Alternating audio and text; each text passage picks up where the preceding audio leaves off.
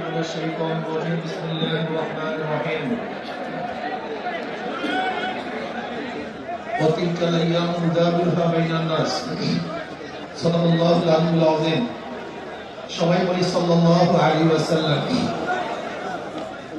ইসলামী যুব আন্দোলন কর্তৃক আয়োজিত যুব কনভেনশনের সম্মানিত সভাপতি মঞ্চভূমিষ্ঠ আমাদের সেরেকাস শ্রদ্ধাভাজন আমির হযরত ইসলামের চরমনায় দামাত বরকাতুল আলিয়া, সর্বস্তরের নেতৃবৃন্দ, সকল স্তরের যুবক ভাইরা, আজকে আমাদের খুশিতে মন ভরে গেছে। মনে হয় যেন আজকে আসমানের ফেরেশতাগুলিও এই যুব কনভেনশনের উপস্থিতি দেখে তারাও খুশিতে আত্মহারা। যুবক যদি জাগ্রত হয় তাহলে সেই জাতি জাগ্রত হয়, যুবক যদি জাগ্রত হয় দেশ জাগ্রত হয়, যুবক যদি ভালো হয় সেই সমাজটা ভালো হয়ে যায়, যুবক যদি ভালো হয় তাহলে দেশটা ভালো হয়ে যায়। মনে রাখতে হবে ইসলামী যুব আন্দোলন রুহানিয়তের সমন্বিত প্রয়াস, রুহানিয়ত জিহাদের সমন্বিত প্রয়াস। এই স্লোগান মনে রাখতে হবে। রুহানিয়তকে বাদ দেওয়া যাবে না, রুহানিয়তকে ধারণ করতে হবে। ইন্না সালাতি ওয়া নুসুকি ওয়া মাহইয়ায়া ওয়া মামাতি লিল্লাহি রাব্বিল আলামিন। আমার জান ইবাদত, আমার মাল ইবাদত, আমার আন্দোলন, আমার সংগ্রাম, সরওয়ার্দী উদ্যানে আসা, আমার সময় দেয়া, আমার জীবন দেয়া, আমার মাল দেয়া, আমার ত্যাগ করা সম্পূর্ণ কার উদ্দেশ্যে? জোরে বলেন, একমাত্র আল্লাহর উদ্দেশ্যে। ইসলামী যুব আন্দোলন সাহাবাদের অনুসরণ করে, সাহাবাদের অনুসরণ ইসলামী যুব আন্দোলন। সাহাবাদেরকে বলবেন না, তারাই আমাদের অনুপ্রেরণা। আমরা তাদের দেখানো পথে চলতে চাই, তাদের মহব্বত অন্তরে লালন করি, তাদের ভালোবাসতে জানি, তাদেরকে ভালোবাসতে জানি, তাদেরকে এত মহব্বত করে আমাদের জীবনের চেয়ে সাহাবায়ে কেরাম থেকে বেশি মহব্বত করি। শুধু কি তাই, যারা সাহাবাদেরকে ঘৃণা করে, সমালোচনা করে, ওদেরকে আমরা মহব্বত করতে পারি না, ওদেরকে আমরা ভালোবাসতে পারি না। আমরা জনাব মুহাম্মদ রাসূলুল্লাহ সাল্লাল্লাহু আলাইহি ওয়াসাল্লাম আদর্শ গ্রহণ করে তার দেখানো নীতি আদর্শ বাস্তবায়ন করতে চাই। আমরা এরদোগানের আদর্শ বাস্তবায়ন করতে চাই না, আমরা মুরসির আদর্শ বাস্তবায়ন করতে চাই না, আমরা মদিনার আদর্শ বাস্তবায়ন করতে চাই। আমি যুব আন্দোলনকে বলবো, খবরদার সুন্নাতকে বাদ দিয়ে কোন আন্দোলন সংগ্রাম আমরা করতে চাই না। আমরা সুন্নাতকে ধারণ করে আন্দোলন সংগ্রাম করতে চাই। আমরা সুন্নাতকে জবাই দিয়ে তাকিয়ার নামে, আমরা কৌশলের নামে সুন্নাতকে জবাই দিতে চাই না, বরং আমরা চাই সুন্নাতকে সমন্বিত করতে, সুন্নাত অনুযায়ী চলতে। আমি বিশ্বাস করি ওয়ালা তাহিনু ওয়ালা তাহজানু ওয়া আনতুমুল আ'লাউনা ইন কুনতুম মুমিনিন। যদি আমাদের ঈমান মজবুত হয়, যদি ঈমানকে শক্তিশালী করতে পারি, তাহলে এমন আওয়াজ দেব আল্লাহু আকবারের ধ্বনিতে, যেরকম রাজা গৌরব আমাদের তখ্ত তাউস ধ্বংস হয়ে গেছে, আমরা যদি আল্লাহু আকবারের ধ্বনি দিতে পারি, ঈমানের সাথে আল্লাহু আকবারের ধ্বনি উচ্চারণ করতে পারি, তাহলে বর্তমান ফ্যাসিস্টদের সমস্ত তখ্ত তাউস ভেঙে চুরমার হয়ে যাবে ইনশাআল্লাহ।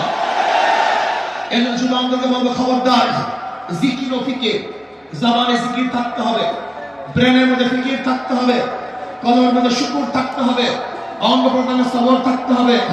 মনে রাখবেন, রুহানিয়ত ও জিহাদের সমন্বিত প্রয়াস।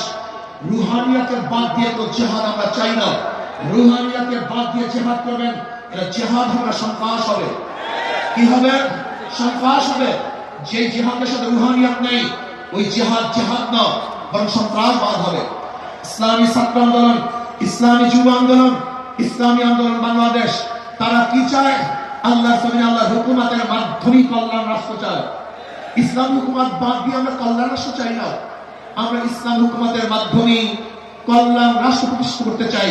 আমরা বিশ্বাস করি ইসলাম হুকুমত ব্যতীত সেকুলারিজম, সোশ্যালিজম, ক্যাপিটালিজম, কমিউনিজম এমন কিছু কোন আদর্শ মানুষকে শান্তি দিতে পারে না, মুক্তি দিতে পারে না।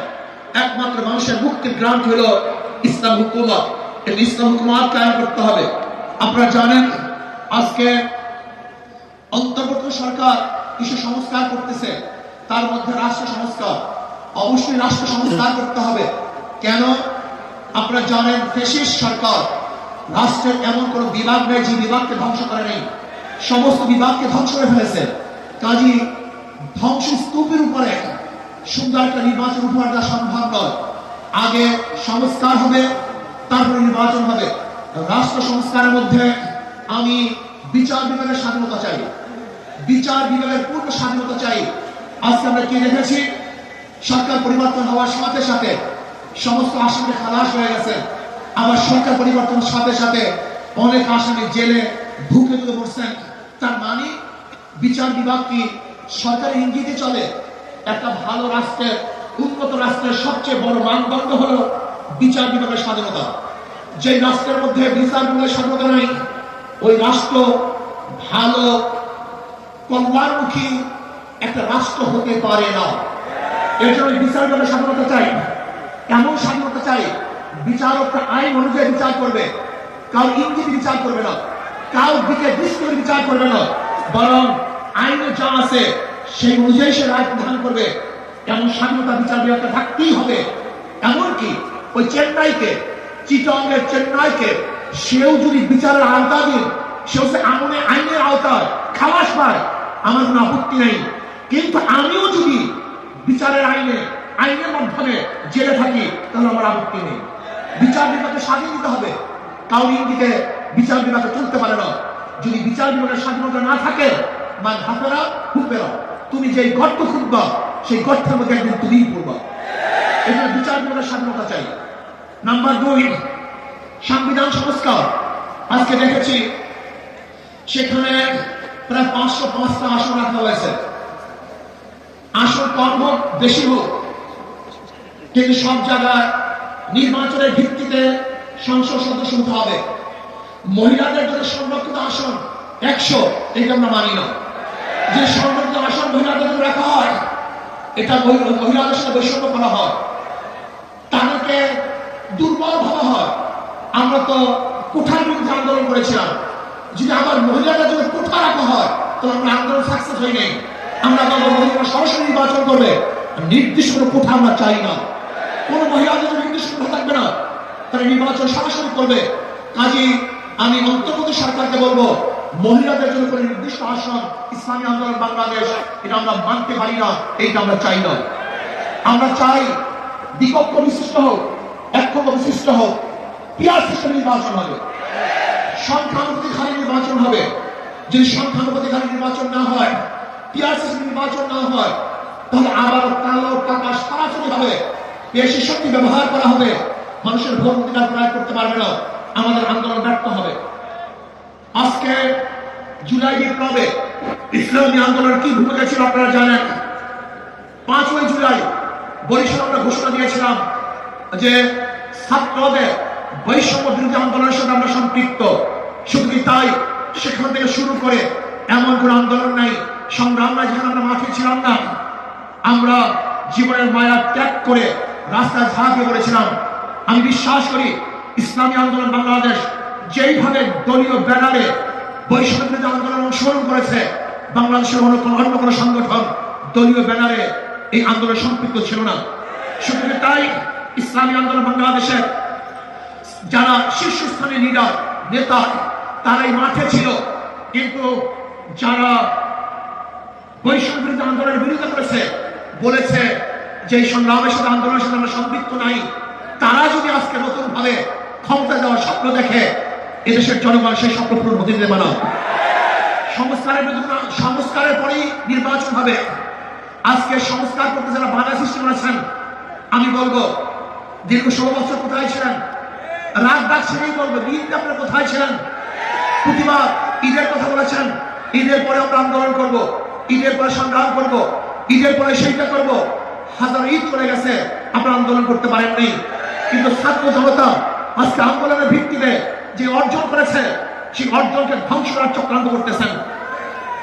যে বৈষম্যের বিরুদ্ধে আন্দোলন করেছিলাম, চাঁদার বিরুদ্ধে আন্দোলন করেছিলাম, দুর্নীতির বিরুদ্ধে আন্দোলন করেছিলাম, ধর্ষণের বিরুদ্ধে আন্দোলন করেছিলাম, অবৈধ হত্যার বিরুদ্ধে আন্দোলন করেছিলাম, মানুষের স্বাধীনতার জন্য আন্দোলন করেছিলাম, মানুষের মুক্তির জন্য আন্দোলন করেছিলাম।